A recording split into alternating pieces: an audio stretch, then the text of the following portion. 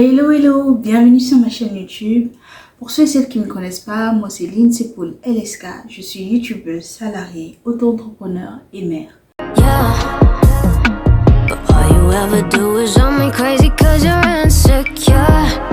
Yeah.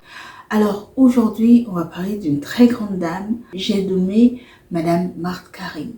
Alors Madame Marthe Karine Djakou est une auto-entrepreneur e-commerce, leader d'organisation, de femmes entrepreneurs, investisseuse, épouse et mère.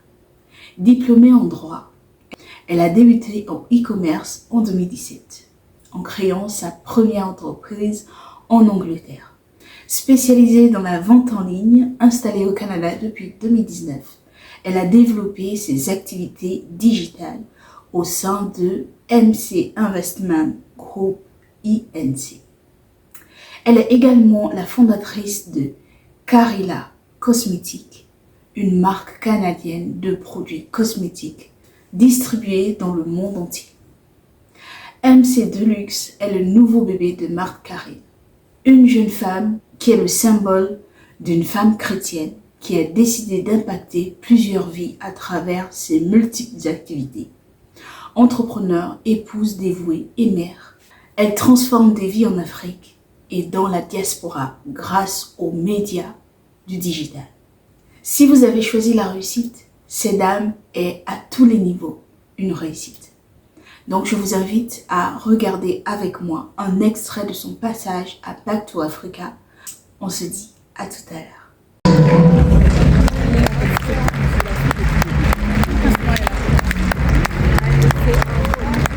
Bonjour Marie. Bonjour. Bonjour Marie. Bonjour. Je suis très heureuse d'être ici et je voudrais prendre l'opportunité pour féliciter celui qui nous rassemble ici aujourd'hui, Philippe Simon. Il fait partie de l'un des rares fils de l'Afrique qui a le cœur pour aider d'autres personnes et pour mettre une lumière positive sur l'Afrique. Applaudissons pour lui s'il vous plaît.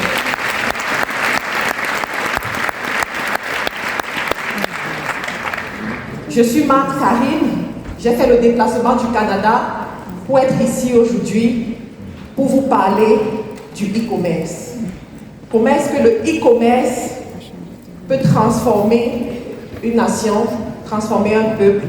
Et pourquoi est-ce qu'en tant qu'afro-descendants, nous devons aussi nous positionner sur cette activité? Je suis à la tête de 5 entreprises qui sont basées au Canada, en Angleterre, au Cameroun, au Gabon et en Côte d'Ivoire. Je recrute aujourd'hui plus de 35 pays et à travers ces recrutements, je contribue à ma façon à lutter contre le chômage en Afrique.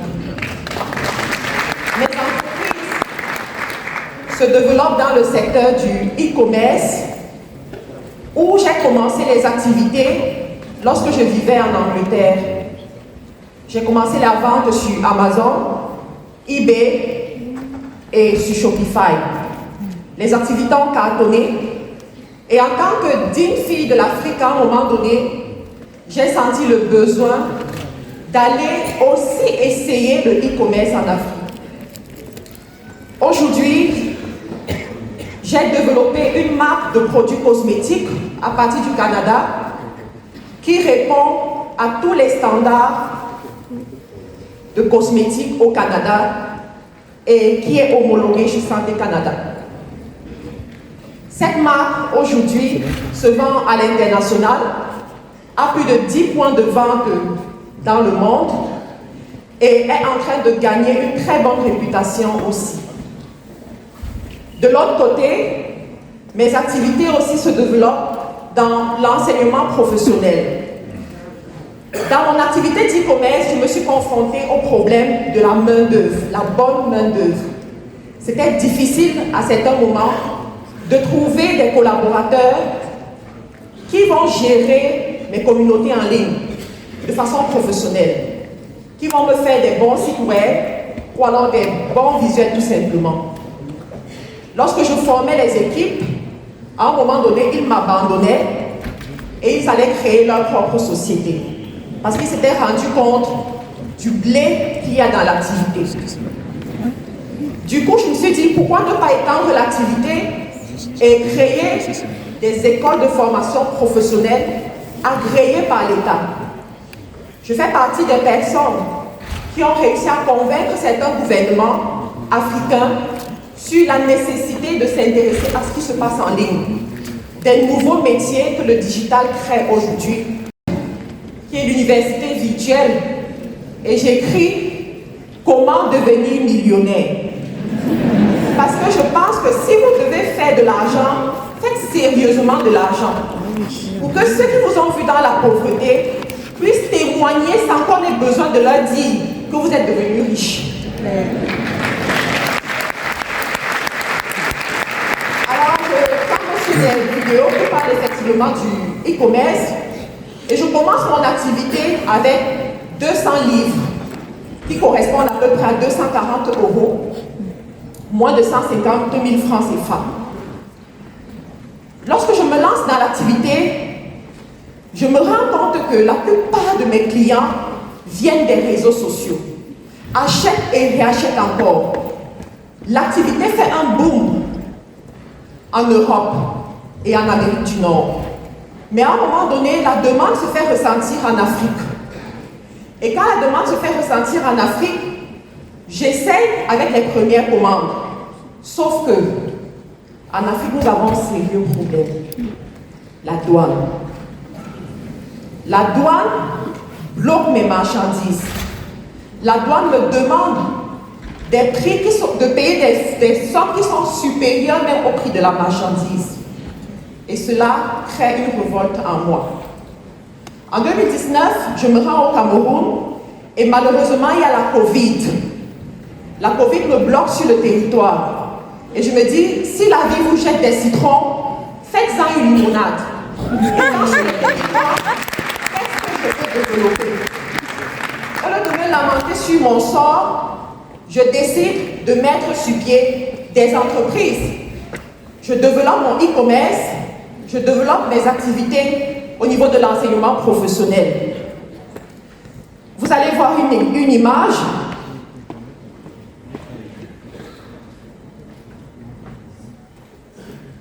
Excusez-moi.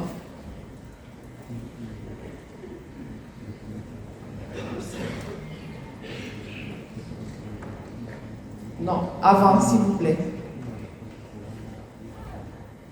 Cette image, voilà. Cette image-là, je suis avec mes premiers employés en Afrique. Et ce sont ces employés qui m'ont aidé à bâtir l'entreprise à partir du garage, comme j'aime appeler cette entreprise-là. Et l'entreprise s'est développée aujourd'hui. Quelles ont été mes motivations à investir dans le e-commerce en Afrique? Je vais vous présenter quelques chiffres.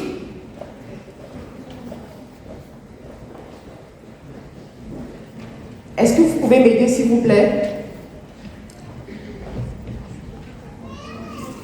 Les chiffres, s'il vous plaît. Super. Les chiffres, s'il vous plaît.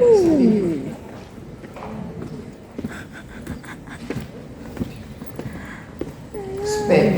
Alors, l'Afrique aujourd'hui représente un marché de plus de 500 millions de consommateurs en ligne d'ici 2025. Les entreprises de télécom en Afrique contribuent énormément à vulgariser l'Internet et les moyens de paiement mobile. Aujourd'hui, les gens n'ont plus besoin de se déplacer d'un lieu à l'autre pour faire un paiement. À travers leur téléphone portable, leur smartphone, ils peuvent faire des paiements grâce à Orange Money, MTN Money, Airtel Money par exemple. Ce qui crée un gros changement. Il faut savoir qu'il y a 12 ans, ce n'était pas le cas. Et aujourd'hui, ça fait réellement de la différence pour les e-commerçants et particulièrement pour les e-commerçants qui ne sont pas nécessairement sur le territoire. Les pays leaders aujourd'hui dans le secteur du e-commerce sont le Kenya, le Nigeria, le Maroc, la Tunisie, la Côte d'Ivoire, si souligner la Côte d'Ivoire, l'Afrique du Sud. Dans mon parcours, la Côte d'Ivoire m'a permis de générer énormément de revenus. Au début, je ne me rendais pas compte du pouvoir de ce pays. Je ne me rendais pas compte à quel point les activités e-commerce pouvaient vraiment aller très loin dans ce pays. Ensuite, il y a des niches qui sont en pleine croissance aujourd'hui. Les niches de vêtements, de chaussures, d'électronique, cosmétiques, électroménagers et de luxe également. Luxe alimentation. Quand vous avez toutes ces informations, vous comprenez à quel point c'est important de se positionner sur le continent pendant que d'autres pensent encore que ce n'est pas possible. Il y a des gens aujourd'hui qui ont le pouvoir financier, mais qui évitent l'Afrique parce qu'ils se disent les gens sont pauvres en Afrique. Je vais vous surprendre en vous disant il est beaucoup plus facile pour un débutant de réussir dans le e-commerce en Afrique par rapport au e-commerce en Occident, que ce soit l'Europe ou l'Amérique du Nord. On continue s'il vous plaît.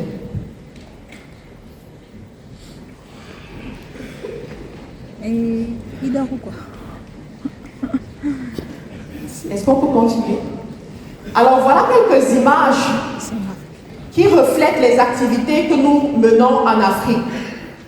Vous avez nos étudiants sortis de l'école de formation professionnelle.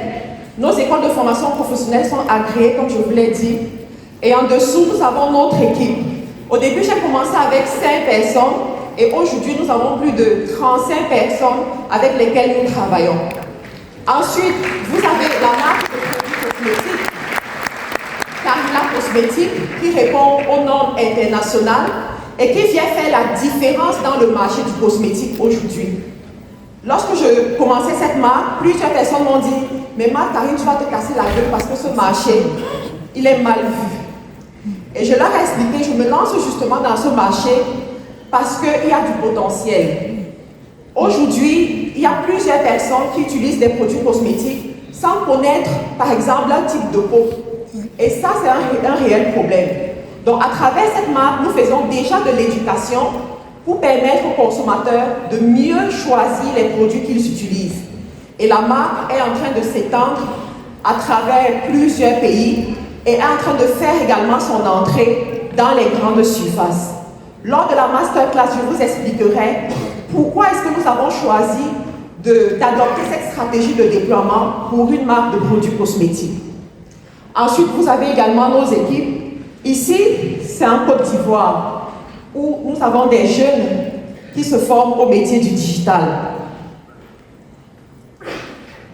Je voudrais également pointer du doigt le fait que le e-commerce aujourd'hui est un secteur qui donne la possibilité de créer des nouveaux métiers. Je suis e-commerçante, je crée des produits, je les mets sur le marché, mais pour que mes produits se vendent, j'ai besoin de rassembler d'autres éléments. Tu es? Non. Excusez-moi. Je vous en prie. Est-ce qu'on peut rentrer en arrière, s'il vous plaît? Voilà. Alors, pour un début, il faut premièrement trouver le modèle d'affaires en e-commerce sur lequel vous allez vous positionner. Il faut savoir que lorsque vous commencez, vous avez des idées dans la tête, mais c'est le marché qui va vous dire exactement qu'est-ce qu'il faut faire. Moi, quand je commençais, je voulais vendre les mêmes produits que je vendais en Occident. Mais sur le territoire, je me suis rendu compte que ça ne marche pas parce que les comportements sont différents. Ensuite, les stratégies de conversion du client, qui est un défi majeur. Au départ, j'avais commencé avec un site web où j'imposais à mes clients d'aller acheter sur le site web. Et je me retrouvais à faire 2 ventes par jour. Mais quand j'ai compris qu'en Afrique, la culture est différente, et le comportement du consommateur est également différent de celui qui est en France ou aux États-Unis, par exemple. J'ai supprimé l'obligation de passer par un site web et j'ai créé d'autres canaux de conversion qui m'ont permis de passer de 2 ventes par jour à plus de 40 ventes par jour. Ensuite, les ressources humaines fiables. Il est important de développer des ressources sur lesquelles à penser aussi à donner au prochain. Dans nos activités, nous avons décidé de donner une part de nos revenus pour aider les personnes qui n'ont pas choisi de se retrouver dans certaines situations, comme les orphelins et les veuves. Aujourd'hui, nous supportons 3 orphelinats dans 3 pays différents, à savoir le Cameroun, le Gabon et la Côte d'Ivoire. Nous les supportons chaque mois. Ce ne sont pas des visites sporadiques d'une fois par an qu'on va afficher les photos sur les réseaux sociaux, mais nous les supportons chaque mois pour s'assurer qu'ils ont assez pour vivre. De l'autre côté aussi, nous avons mis sur place une possibilité de bourse pour certains de ces étudiants.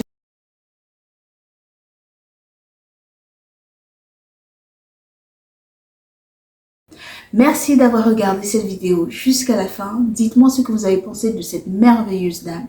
N'hésitez pas à liker, à partager, à commenter. Surtout, abonnez-vous, c'est gratuit.